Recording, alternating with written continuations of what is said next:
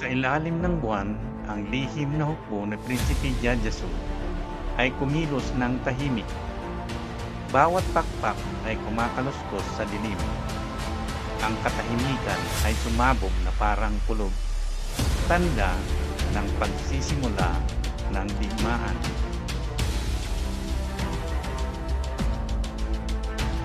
Mandirigma, sumugod, palalayain natin ang prinsesa, sigaw ni Prinsipe Jajasu.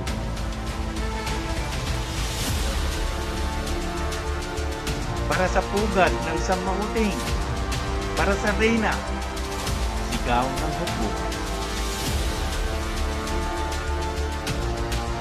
Sa loob ng kilo, nagtipon si General Adriax ng kanyang hukbo. Pinipilit na ipagtanggol ang kuta. Sa tabi niya, si Kapitan Bravo ay nagngangalit. Ang kanyang tinig ay parang apoy na sisindihan ang gabi.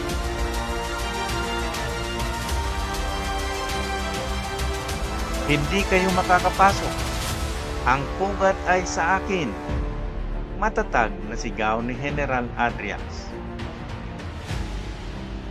Ako ang apoy ng gabi.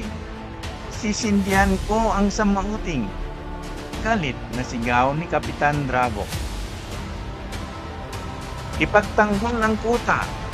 Walang makakadaan. Sigaw ng hukbo.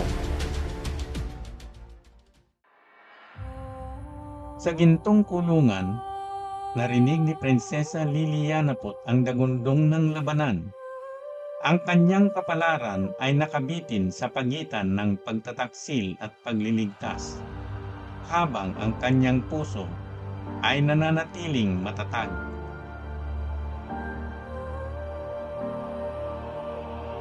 Hindi ako bibigay kahit sa harap ng taksil.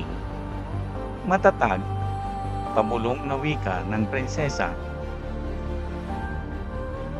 Mandirigma, maririnig ninyo ang aking sigaw. Pabulong na iyak ni Prinsesa Lilianaput. Kung ang kutay bumagsak, ako'y mawawala sa dilim. Pabulong at takot na wika ng prinsesa. Sa labas, sumiklab ang labanan. Sina General Malcos at Prinsipe Lilianaput ay sumugod upang iligaw si General Adriax, habang si Prinsipe Jajasu ay lihim na naglakbay patungo sa gintong kulungan. Sumiklab ang tapang sa ilalim ng kulog, habang sa anino, lihim na gumalaw ang kapalaran. Ang utos ay malinaw, walang pag-aalinlangan. Matatag na utos ni General Malcos. Sa ilalim ng buwan, tayo magtatagumpay. Matapang na sigaw ni Prinsipe Lilianaput. Harapin ang kanilang tapang, wasakin ang kanilang hanay. Galit na sigaw ni General Adriax.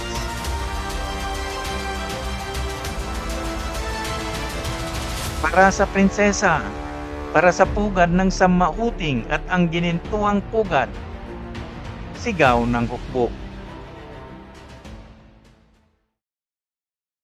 Prinsesa, darating ako. Mahina at lihim na panata ni Prinsipe Jajasu. Sa kulungan na ginto, lilipad ang kapalaran. Kapag ang reyna ay lumisan, ang prinsesa ang magiging tinig ng pugad. Samantala, sa pugad ng samauting, nanatili sa lilim si Konsehal Drecos. Hindi siya kabilang sa lihim na pagpupulong ng reyna. Ngunit, ang kanyang bulong ng pagtataksil ay patuloy na kumakalat. Sa pulot at sa pintuan, ako'y maghahari. Kahit ang reyna'y hindi makapipigil. Pusong pabulong ni Konsehal Drecos. Ang gabi ay akin. Ang prinsesa ay sa kanila dahil sa akin. nakangising bulong ni Konsehal Drecos. Samantala, sa pugad ng Samauting, nagtipon ang Reyna kasama sina Silvar at Teniente Quetong. Habang ang digmaan ay nagngangalit sa Kilo, ang kanilang puso ay nag-aalab sa pangako ng pagtatanggol.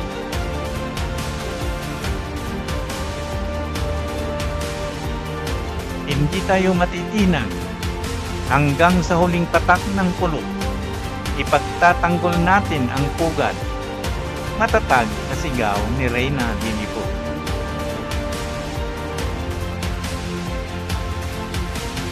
Mahal na Reyna, ang aming mga mandirigma ay handa. Walang panganib na makakapasok. Panatag na sigaw ni Silvar. Ang katahimikan ay ating sandata. Sa dilim tayo'y maghihintay. Mababa at maingat na wika ni Teniente Quetong. Kung bumagsak ang Kilo, baka madamay ang prinsesa at pati ang ating kapalaran. Mababang wika ni Reyna Lilliput. At ng huling mga salita'y umalingaw-ngaw sa pugad, bumigat ang katahimikan, hindi bilang kapayapaan, kundi bilang babala. Mula sa katahimikan, bumuhos ang pulot ng pagtataksil, at ang apoy ng digmaan ay nagsimulang sisiklab sa anino. Ang pulot ng pagtataksil ay bumuhos sa gabi, at ang apoy ng digmaan ay sisiklab sa anino. Sa bawat pintig ng katahimikan, ang kapalaran ay nakabitin sa apoy at kulog. Malayo sa banggaan sa Kilo, isang nilalang na may pakpak na nakatayo sa burol. Pinagmamasdan ang paglamon ng apoy. Bumuhos na ang kulot ng pagkakanulo, at ngayon mas maingay ang katahimikan kaysa digmaan. Sa bawat pintig ng pakpak, naghihintay ang kapalaran, hindi sa liwanag, kundi sa kulog. Hindi lahat ng apoy ay galing sa kaaway. Ang kulot na itinapon ay hindi na maibabalik.